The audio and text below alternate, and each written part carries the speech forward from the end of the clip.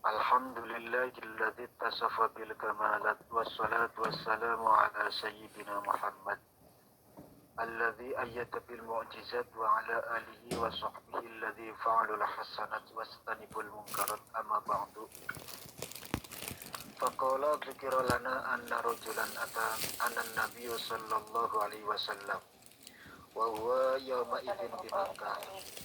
Faqala anta allati tas'amu annak Rasulullah qala na'am qala fa ayyul a'mal ahabbu ila Allah ta'ala qala al-iman billah qala summa madha qala sillatur rahim qala summa madha qala al-amru bil ma'ruf wa nahyu 'anil munkar wa qala ayyul a'mal abghadu ila Allah subhanahu wa ta'ala qala asyirku billah qala summa madha qala qati'atur rahim qala summa madha qala tarakul amri bil ma'ruf wa nahyi 'anil munkar.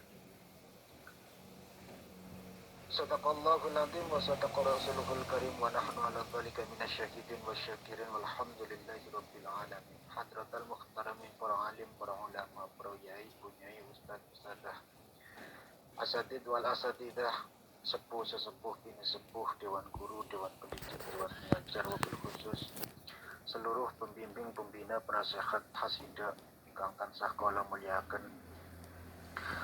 Tak ketinggalan seluruh keluarga besar hasidah ingkang tansah kula hormati. Alhamdulillah, puji syukur kehadirat Ilahi Rabbi yang senantiasa memberikan nikmat lahir, nikmat batin terhadap kita. Nikmat iman, nikmat Islam, nikmat kesehatan, nikmat kesempatan, nikmat kelapangan. Sehingga pada malam hari ini kita kumpul di aula majelis hasidah dengan penuh kelapangan.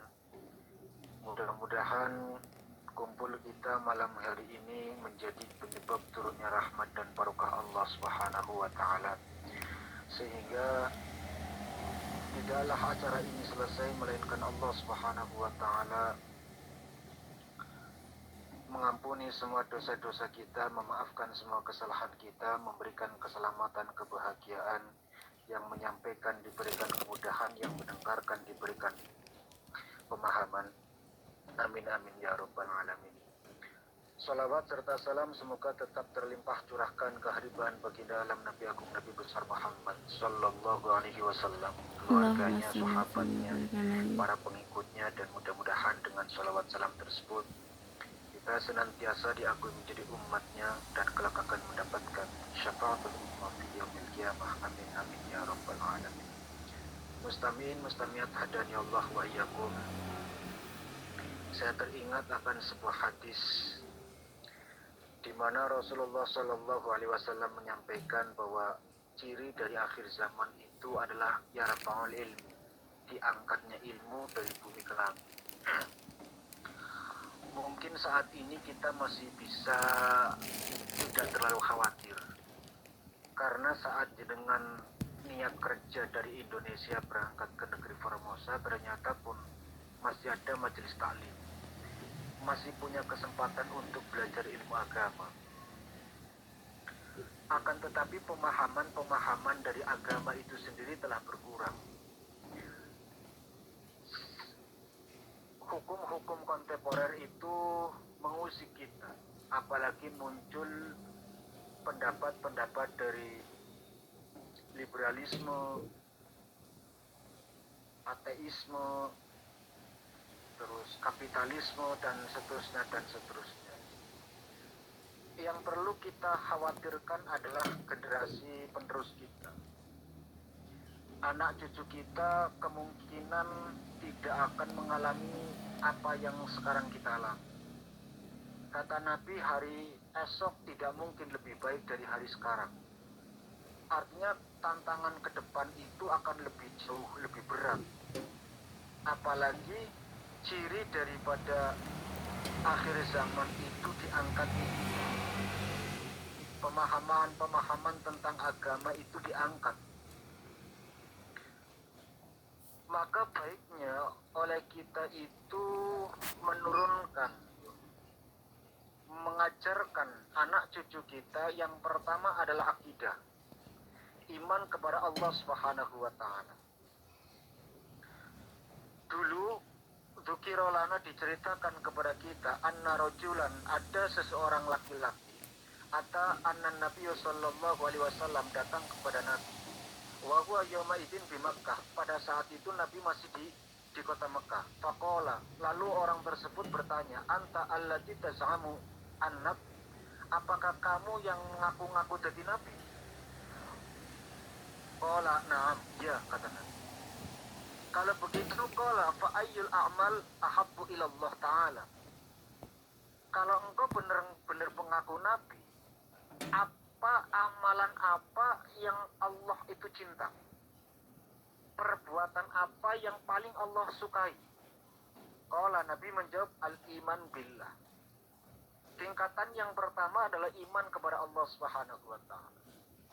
Bukan sekedar percaya, akan tetapi memahami sifat-sifat Allah Subhanahu wa taala. Ini yang perlu kita tanamkan, ini yang perlu kita kaji, ini yang perlu kita pahami.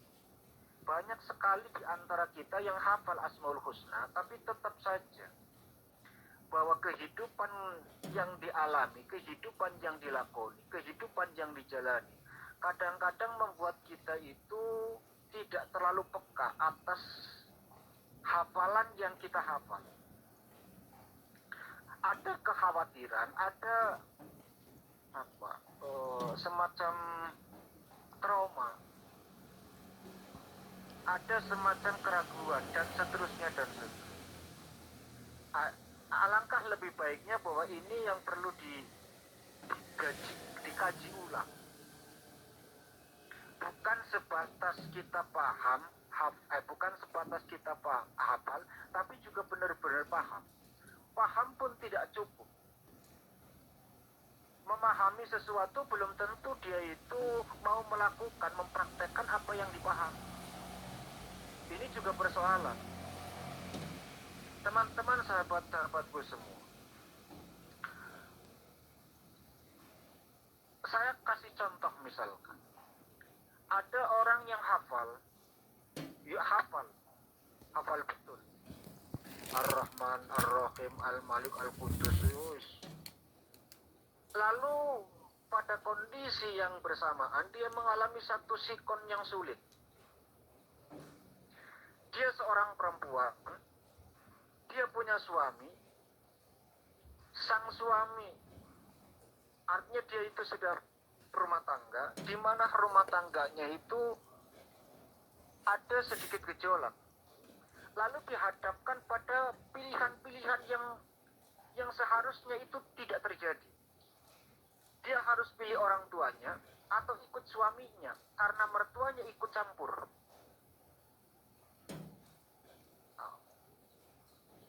Ini persoalan sulit. Dia harus ikut, apakah dia harus ikut kata orang tuanya atau tetap mengikuti suaminya, di mana keretakan rumah tangga itu karena mertua pun ikut campur. Artinya orang tuanya sang suami. Lalu dengan dengan entengnya, dengan mudahnya, dengan keluh kesahnya, seorang perempuan itu bertanya kepada Ustaz, saya harus pilih yang mana? Apakah harus saya taati orang tuaku atau tetap memilih suamiku, di mana mertuaku terlalu ikut campur pada urusan rumah tangga kami? Ini sering terjadi. Oke. Kalaulah ada seseorang yang membela diri, kan namanya manusia, Ustaz. Boleh dong, kita punya perasaan yang semacam itu. Oke. Dengan kata lain, yang ingin saya sampaikan adalah seharusnya orang yang benar paham, iman kepada Allah Subhanahu wa taala, memahami sifat-sifat Allah Subhanahu wa taala, kalimat pertanyaan ini tidak akan pernah muncul. Dia tidak akan pernah memikirkan persoalan-persoalan yang demikian. Hakikatnya saat dia memilih atau dibina atau siap dinikahi. Bukankah sang bapak mengatakan angkah tuka wazawaj tuka? Berarti semua tanggung jawab, semua kebutuhan, semua kewajiban, semua hak aku pasrahkan kepadamu. Lalu sang suami itu, calon suaminya mengatakan mobil tuh saya terima. Berarti tertimpakan semuanya. Makanya kewajiban anak perempuan kepada orang tua itu tidak sama kewajiban anak laki-laki kepada orang tua. Tapi kenapa? Persoalannya adalah kenapa kok sampai ada pilihan antara suami sama orang tua? Berarti kan ada yang salah dengan iman mereka. Di situ kunci. Maka seharusnya kalimat pertanyaan itu tidak muncul. Kalaulah sang suami ataupun sang istri ataupun orang tuanya itu sama-sama memahami gitu. Tapi ya itu tadi, teman-teman sahabat-sahabatku semua, maka biarkan hukum itu tetap dengan hukumnya, tapi jangan cegah ilmu itu bicara. Saya ulangi, hukum biarkan tetap pada hukumnya, tapi jangan cegah ilmu untuk bicara. Sebab tidak semua hukum itu ilmunya sama. Boleh jadi ilmu berbeda dengan hukum yang tidak sama. Gitu. Jadi hukum ya hukum sendiri, ilmu ya bicara tentang keilmuan. Contoh, saya pernah ditanya, Pak Alan, saya itu kerja di Taiwan.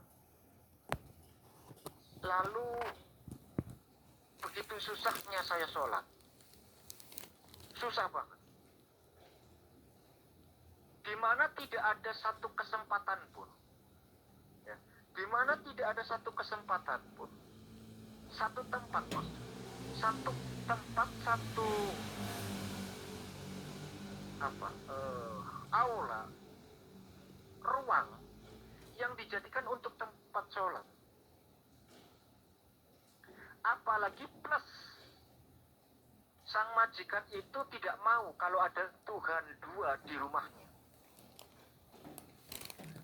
Saya dilarang sholat, Pak Ustadz.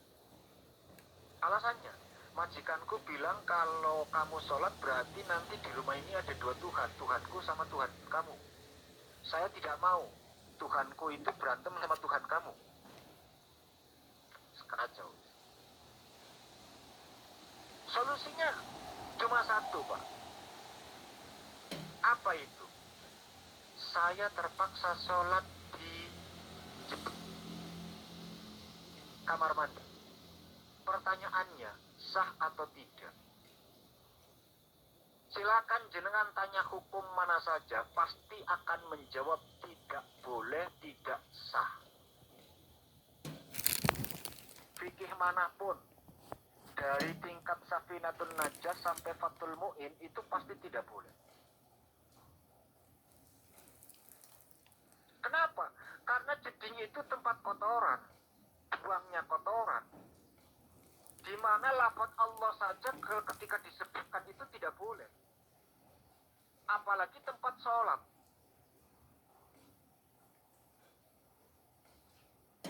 Maka hukum bicara tentang hukumnya. Itu tetap tidak sah, tidak boleh. Hukum, tapi ilmu juga jangan dicegah. Lalu ilmu memberikan pemahaman sah. Tapi khusus untuk di sana. Artinya apa? Ketika kamu pulang ke Indonesia, lalu masih melakukan sholat di mana sholat itu dilaksanakan di kamar mandi, saya tempiling, saya bilang. Masjid kosong, lengger, musola pirang-pirang, sholat ini. Artinya ada darurat, itu ilmu. Ilmu itu ada istisna, ada pengecualian. Kalau hukum, tidak. Hukum biarkan hukum itu berbicara tentang hukumnya, tapi jangan cegah ilmunya.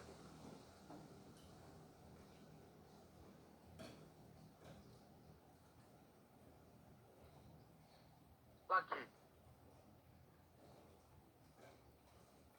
Orang hutang misalkan. Saya lagi nggak belain orang hutang, nggak sama sekali. Ataupun saya tidak senang sama orang-orang yang suka nakut-nakutin orang hutang, yang menghutangi. Tidak.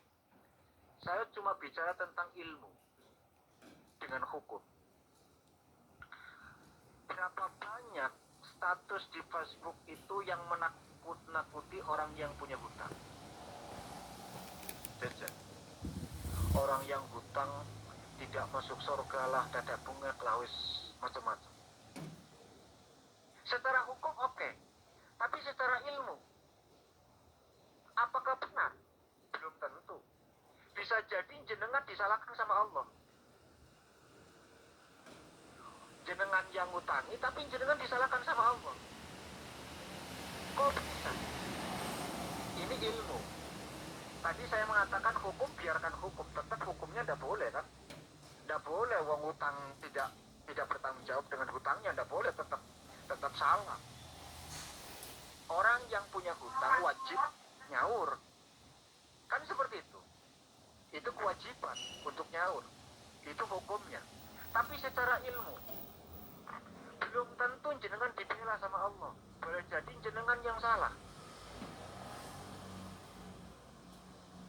Kan konon katanya, saya melaksanakan ini pun karena pengen nolong dirimu, biar kamu itu bebas dari neraka, biar kamu itu bisa punya kesempatan surga. Itu kan jaremu. Kan tidak menurut Allah. Atau jangan-jangan selama ini kau pakai pemahaman agama sesuai dengan seleramu. Sedangkan agama itu selera Allah dan Rasulnya, bukan selera kita. Gitu loh. Lalu di mana letak kesalahan saya? Kalaulah memang terjadi semacam itu, kok saya disalahkan sama Allah? Mudah, Bu. Jawabannya mudah, secara ilmu. Boleh jadi engkau disalahkan sama Allah. Kenapa? Kan bisa jadi Allah mempertanyakan, kenapa kamu itu hitung-hitung terus, inget-inget terus uang yang dibawa kabur oleh dia. Pinjam 10.000 misalkan. Ya, pinjam 10.000. Jenengan gaji saja itu 20.000. 17-15 lah. Walhasil 20. Biar cepat gitu. Artinya begini. Kita ada orang yang hutang 10.000 dalam 1 tahun misal. Dalam 1 tahun hilang 10.000. Sekarang 20.000 kali 12. Pira, Bu? Ngitungnya angel. Saking akeh. Bisa jadi kamu itu disalahkan sama Allah. Kenapa kamu yang selalu ingat-ingat 10.000, yang 100.000 kamu nggak ingat? Bukankah di ATM kamu itu ada 100.000? Kenapa yang diingat itu cuma 10.000? Sing utang ya dekeku, sing ning awakmu 100.000 ya dekeku, jari pengeran. Kan milik Allah. Semua fil ard, fis sama wal ard, itu kan milik Allah. Mil'us samawati wal ard. Apa yang di langit dan di bumi itu milik Allah Subhanahu wa ta'ala. Jadi 100.000 yang di ATM pun milik Allah, yang dipinjam, yang dibawa kabur itu pun milik Allah. Sama-sama milik Allah. Kecuali jenengan punya sifat toma. Lihat, cek dalam kitab hikam itu tidak pernah jenengan temukan ada penyakit iri. Medit. Medit itu apa ya? Bahasa Indonesianya medit apa, Bu? Kikir. Medit, kikir, pelit.